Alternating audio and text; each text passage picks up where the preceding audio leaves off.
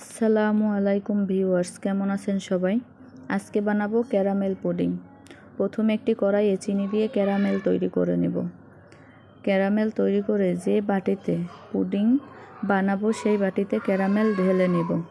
Caramel ঠান্ডা হওয়ার জন্য পাশেই রেখে দেব। এরপরে একটি বোল নিয়ে 3টি ডিম ভেঙে দেব। ডিম 3টি ভেঙে দিয়ে ভালো করে ফেটিয়ে নেব।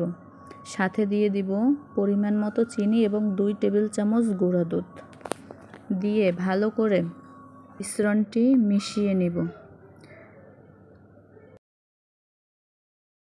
সাথে দিয়ে দেব পরিমাণ মতো লিকুইড দুধ দিয়ে মিশ্রণটি মিশিয়ে নিয়ে ক্যারামেলের বাটিতে মিশ্রণটি দিয়ে দেব।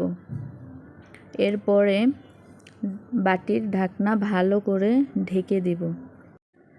এরপর আগে থেকে গরম পানি করে রাখা পাতিলে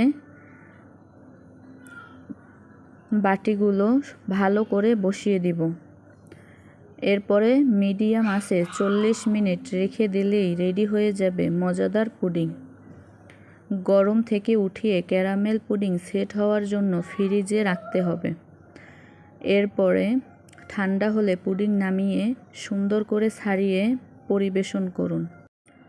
অবশ্যই জানাবেন ভিডিওটা কেমন হয়েছে এবং আপনারা পুডিং পছন্দ করেন কিনা কমেন্ট করে জানাবেন। ধন্যবাদ।